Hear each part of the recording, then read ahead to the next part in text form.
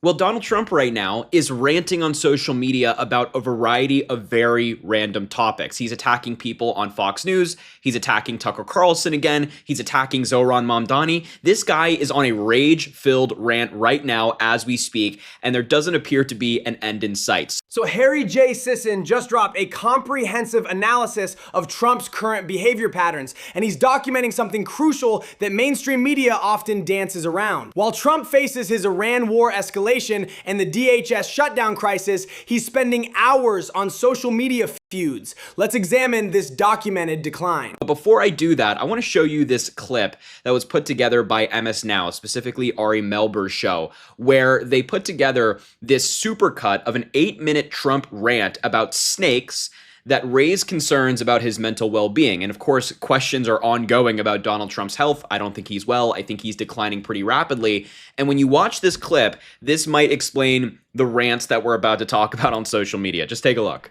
This mainstream media documentation matters because it legitimizes concerns beyond partisan talking points. MSNBC compiling an 8-minute supercut signals that even establishment outlets are acknowledging behavioral patterns they previously avoided discussing. When Ari Melber's show dedicates airtime to cognitive concerns, that's significant institutional validation. He just kept going. He just kept going. 8 minutes about snakes and venom and bites and vipers and all this random crap. Mind you, he's speaking at the White House.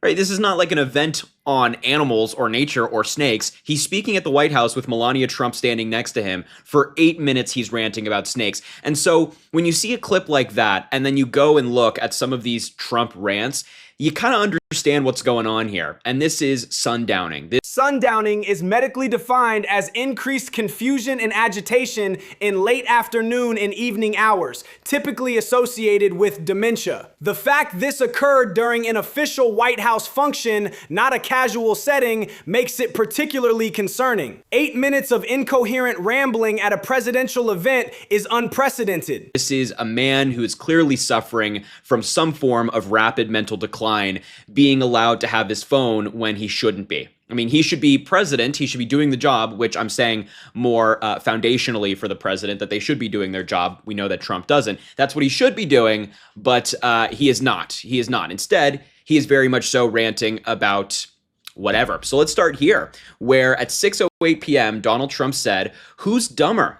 The timing here is critical. While Trump posts about Tucker Carlson at 6 p.m., American forces are actively engaged in his Iran conflict, and the Department of Homeland Security remains shuttered. This isn't normal presidential prioritization. It's a commander-in-chief detached from his own crises during active warfare. Joe Kent is, of course, that Trump official who resigned over the Iran war. I met Joe Kent at Dover Air Force Base along with numerous others who had lost their loved ones in war. I said hello to all the families. Kent, horribly, lost his wife. His casket was being brought to Dover along with the rest, although he married again quite quickly, in my opinion. This is something that Donald Trump has done frequently where, you know, somebody on either side of the political aisle, their spouse will die, and then he'll talk about them getting into another relationship again and say, oh, it was just too fast. Joe Kent lost his wife, Navy cryptologist Shannon Kent, in a 2019 Syria bombing. Trump's pattern of attacking Gold Star families while simultaneously waging his own Iran war shows remarkable disconnection. He's criticizing a grieving military spouse while escalating the very conflicts that create more military casualties. Mind you, Joe Kent married 5 years after his wife passed away. So, I mean, and you know, the idea that Donald Trump, if in the event that his spouse passed away, would stay single for the rest of his life is laughable. So I don't know why of all the criticisms he goes with that. In any event, a number of years later, I noticed the same person was running for Congress in Washington State and lost. I then noticed a couple of years later he was running again and lost, and while I don't know him other than our brief Dover encounter, but feeling sorry for him after the 2 election losses, I told my people, hire him for the White House, give him a job, make him feel good. He lost his wife in 2 elections. They did so, and while I rarely saw him, I certainly didn't expect disloyalty, but that's what I got. He was really a sleazebag, and some would say on top of it all, a leaker. I don't know whether or not that was true, but next time, no more Mr. Nice Guy. Kent is a loser, just like Tucker Carlson, Candace Owens, Megyn Kelly, and the rest of them are losers. You're born that way, low IQ, and there's not a damn thing they're going to be able to do about it. Notice the deteriorating sentence structure. He lost his wife in 2 elections. That's grammatically incoherent. The rambling contradictions within a single post, from sympathy to vicious attacks, suggest cognitive disorganization. This isn't just poor judgment, it's linguistic breakdown indicating neurological issues. This is what the president is focused on. Now look, I've consistently said that when Donald Trump attacks people like Candace Owens, Megyn Kelly, all these MAGA figures, a broken clock is right twice a day. So are they losers? Are they, not that bright? Yes. But that also applies to Donald Trump, who is a loser, who is not that bright, who all these criticisms are very much applicable to him as well. But Trump's still not over his feud with Tucker Carlson and Joe Kent or any of these other figures. And I don't know why he specifically went after Kent today. The projection is textbook, calling others low IQ and losers while demonstrating those exact traits in real time. But more importantly, a sitting president attacking private citizens by name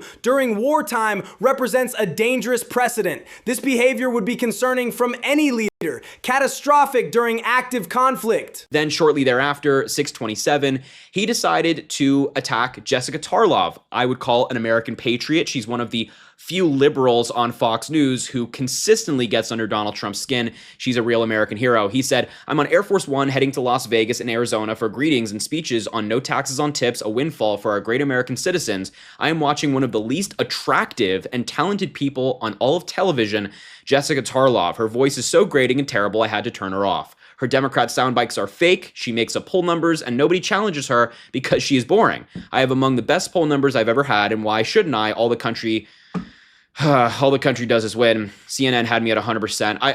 Why are we even reading this? I hear Megyn Kelly, Tucker Carlson, Candace Owens are dying fast. Their numbers are terrible. Yeah. Jessica Tarlov consistently fact-checks Trump's claims on Fox News, which explains his obsession. But notice the writing errors. Sound bites instead of sound bites. Incomplete sentences. These aren't typos. They're linguistic processing failures. The deterioration from his 2016 posts is stark and measurable.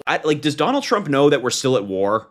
I don't know if he's aware of this. Maybe he is, he just doesn't care, or maybe he's completely forgotten. But the United States is at war with Iran. There's still no deal. I mean, Lebanon and Israel are still fighting in the Middle East. There's still conflict happening.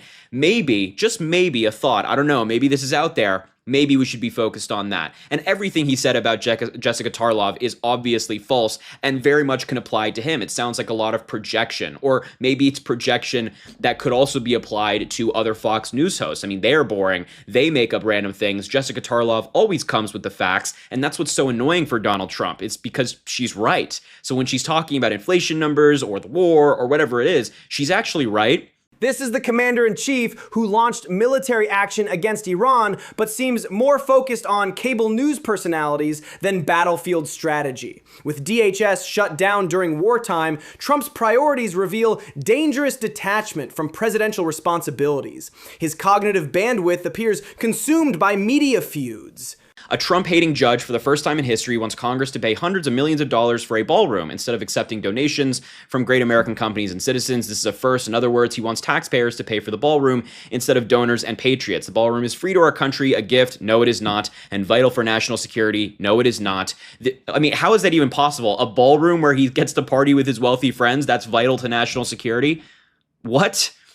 The ballroom is free. No, the judge who works for another judge who is just amused for the unfair and biased way he treats me should be ashamed of himself.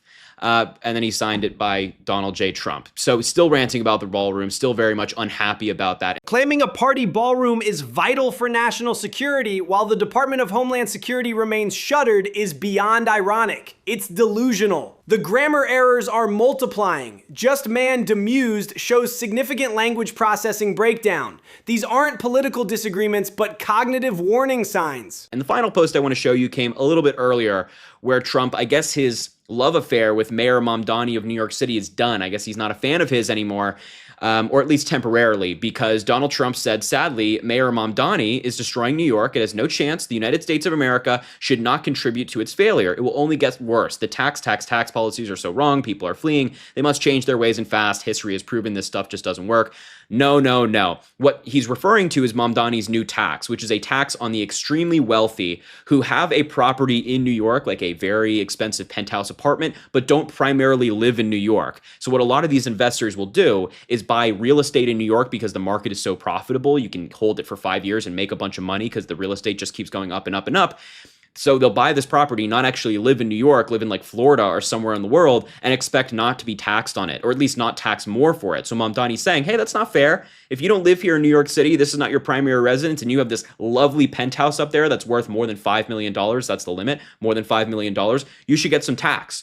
And so that, I guess, affects Donald Trump or the people around him, his wealthy buddies, and so he's very upset about that. But this represents Trump wielding presidential power for personal financial interests. The pied-à-terre tax affects his properties and wealthy associates, so he's using official presidential communications to attack local policy. Meanwhile, his clear explanation contrasts sharply with Trump's incoherent tax policy rambling. There's actually many more rants I can show you. Let me just scroll through briefly. You can see he's posting articles, different rants, reposting himself. It's bad. It's bad. It's not good. But we don't need to make ourselves even more depressed by watching and listening to all of these other rants that he's going on still. The pattern documented here is unprecedented. A sitting president during active warfare, spending hours on social media feuds while critical agencies remain shut down. The cognitive decline markers, linguistic errors, rambling incoherence, temporal confusion suggest unfitness for office during multiple national crises.